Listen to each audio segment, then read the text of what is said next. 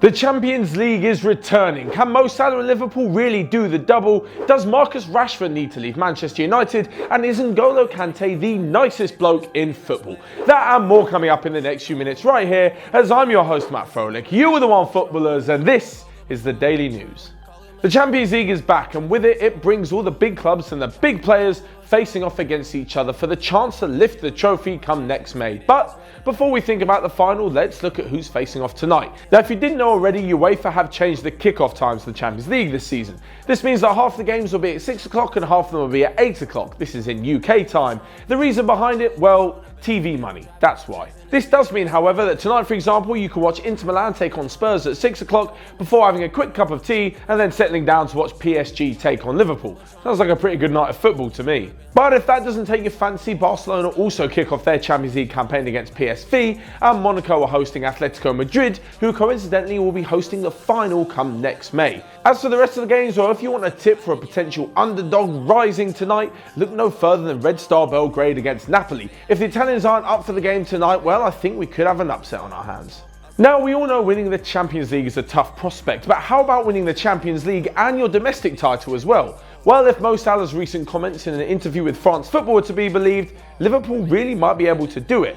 This obviously shows the immense confidence that he and the team have in themselves and in manager Jurgen Klopp. But can Liverpool really do the first English domestic title and Champions League double since Manchester United did it in 1999? And that year was a treble as well. My answer, no, I don't really think so. Now, don't get me wrong, Liverpool have a fantastic team, but I think their main concern is in the depth department, especially up front.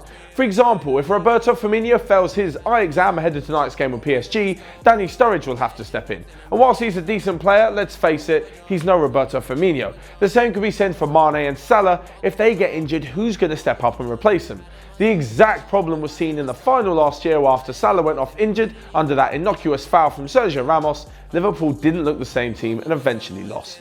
But moving from the runners-up of last year's Champions League final to a Liverpool legend who knows exactly what it takes to win a Champions League, as he was part of the fantastic team who came back in 2005 against AC Milan.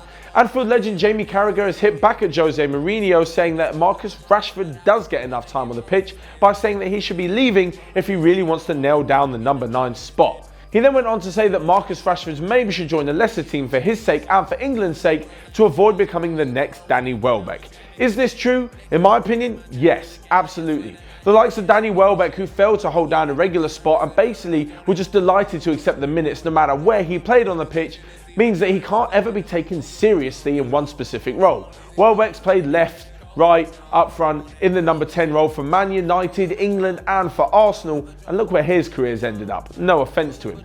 For Marcus Rashford, personally, I don't ever want to see that happening.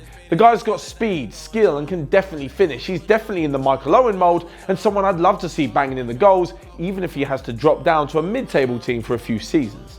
And finally, away from all the tough fighting talk, we have a rather nice story, and it comes from Chelsea midfielder N'Golo Kante, who could potentially be the nicest bloke in football. On Saturday, after Chelsea disposed of Cardiff, Kante was at London's King's Cross, hoping to get the Eurostar across to Paris to visit some family. However, he missed the train, then went to the local mosque to pray, and there found a few friends who were willing to take him in for dinner. They invited him round to his house for some chicken curry, a bit of FIFA and match of the day, to which the Chelsea midfielder duly obliged, and by all accounts had an absolutely great evening. We've all seen the video of him being too scared to ask for the World Cup trophy after being part of France's winning team in Russia, and now with this, it just really tops it all off. He may just be the nicest, most humble, one of the best midfielders in world football. That's all from me for today. Make sure you smash the like button down below. Subscribe if you're new around here. Leave your thoughts in the comment section. And if that's not enough, you can always get at me on Twitter at Matt_Froelich. But until next time, I'll see you guys later.